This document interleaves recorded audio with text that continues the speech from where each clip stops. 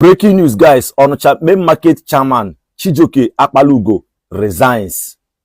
He don't resign from his work as the chairman of main market Onitsha. Charles Chukwuma Soludo, this is your handwork.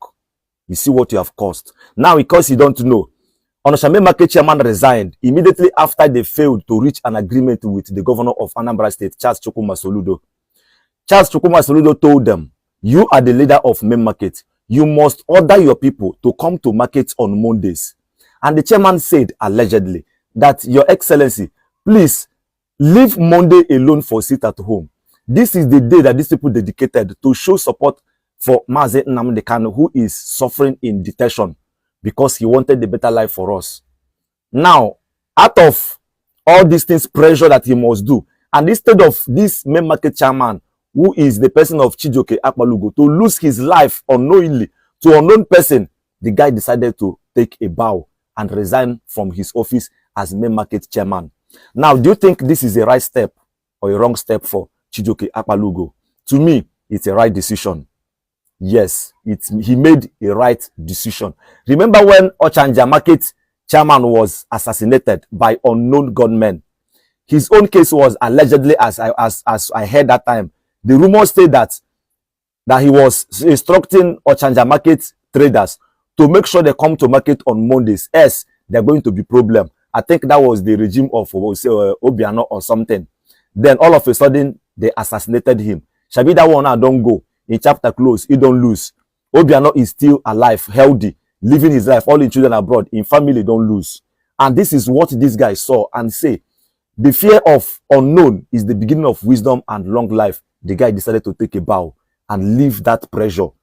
Instead of him to die for governor who does not value him, it's better for him to leave. Let me know what you think at the comment section, guys. Do you think this is the right decision or not? Peace and love. The statement circulating about the resignation of the chairman of the main market in Onitsha has triggered intense reactions across social media, largely because it sits at the intersection of governance, civic authority, economic survival, and ongoing social tensions in Anambra State.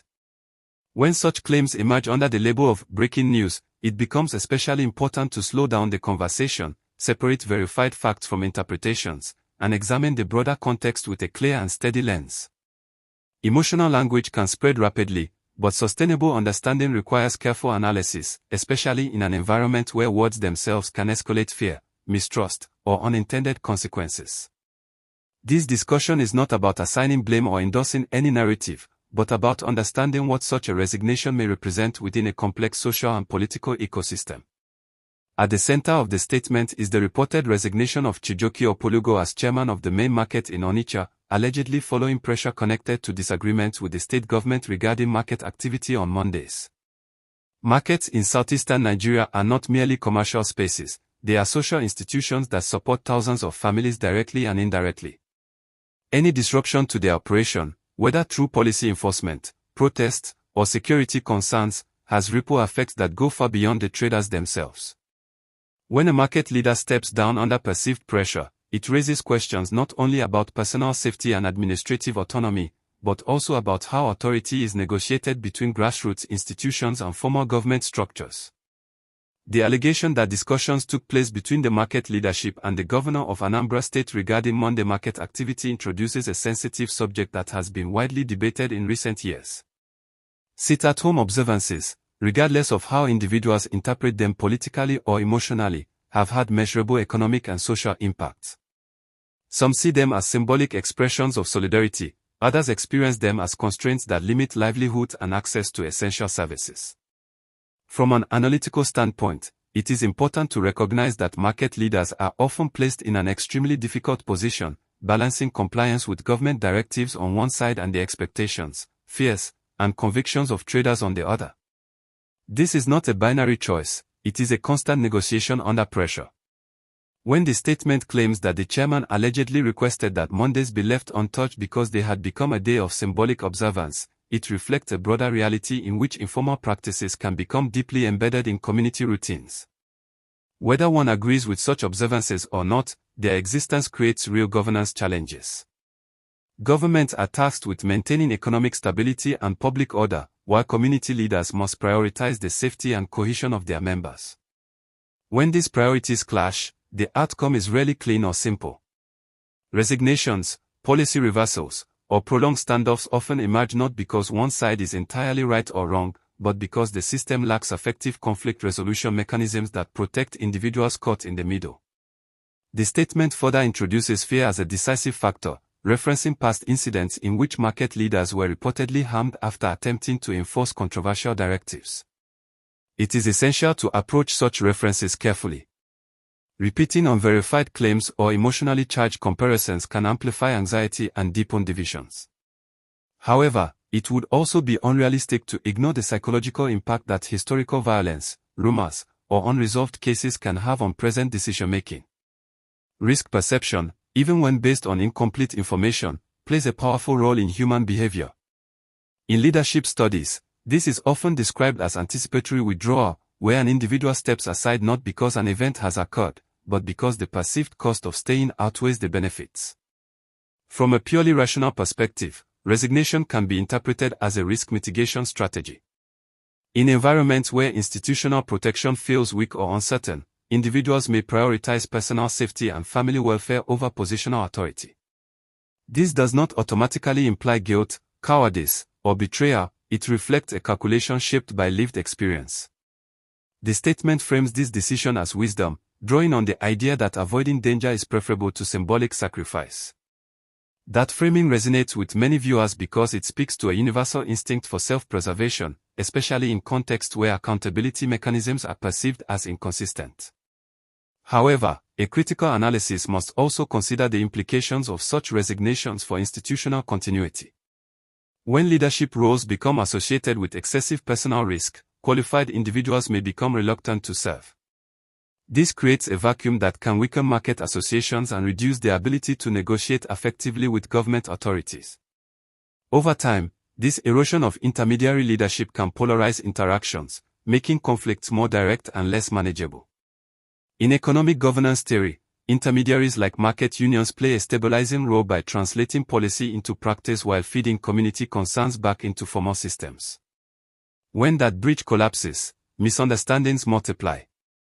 The mention of past administrations and former governors in the statement introduces another analytical layer, the tendency to personalize structural problems. While leadership styles differ across administrations, systemic challenges often persist regardless of who occupies office. Focusing exclusively on individual figures can obscure deeper issues such as institutional trust deficits, security sector limitations, and the absence of inclusive dialogue platforms. For audiences consuming this kind of content on YouTube, it is important to emphasize that governance outcomes are rarely the product of a single person's actions alone. They emerge from interactions among policies, institutions, social movements, and economic pressures. It is also worth noting how language shapes perception. Phrases like, "this is your handwork," or "you see what you have caused," assign direct causality without presenting verified evidence. While such expressions are common in informal commentary, analytical narration benefits from conditional phrasing and attribution. Saying that events are allegedly linked or widely interpreted as connected helps preserve objectivity and protects both the content creator and the audience from misinformation. This approach aligns well with YouTube's community guidelines, which encourage responsible discussion of real-world events without incitement or defamation. The reference to public figures living comfortably after controversial events taps into a broader sentiment of inequality and perceived injustice. Many citizens across different societies express frustration when they feel that ordinary people bear the consequences of instability while elites remain insulated. This perception, whether fully accurate or not, fuels distrust and disengagement. An objective analysis acknowledges this sentiment without validating harmful conclusions. It is possible to recognize public frustration while still emphasizing the importance of evidence-based discourse and constructive engagement. From a media literacy standpoint, viewers should be encouraged to ask key questions when encountering such statements. What facts have been independently confirmed? Which parts are opinion or interpretation? What voices are missing from the narrative? For example, the perspectives of ordinary traders, security analysts, legal experts, and government spokespersons could all add nuance to the discussion. Encouraging audiences to think in this way does not weaken a message, it strengthens its credibility. If you find this kind of balanced breakdown useful, this is a good moment to gently remind viewers to subscribe and share the video, so more people can engage with informed analysis rather than reactive speculation. Another important aspect is the emotional tone of the statement, which blends concern, anger, fear, and empathy. Emotional authenticity is not inherently problematic, but when emotions dominate without analytical grounding, they can distort understanding. A smooth voiceover narration works best when it acknowledges emotions but guides listeners toward reflection rather than escalation. Pacing, neutral vocabulary, and measured emphasis help create a sense of trust. This is particularly important when discussing sensitive regional issues that already carry historical weight. The idea that the fear of the unknown is the beginning of wisdom reflects a philosophical stance that prioritizes caution. In risk management theory, uncertainty often prompts conservative decisions, especially when potential losses are severe and irreversible.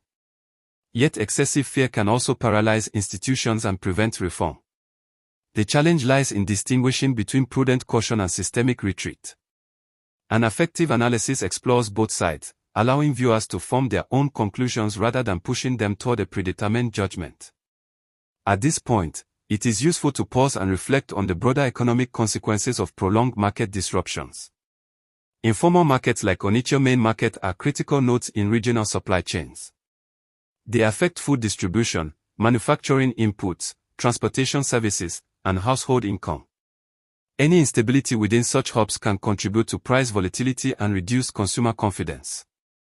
These outcomes disproportionately affect low-income households, making market governance not just a political issue but a social welfare concern.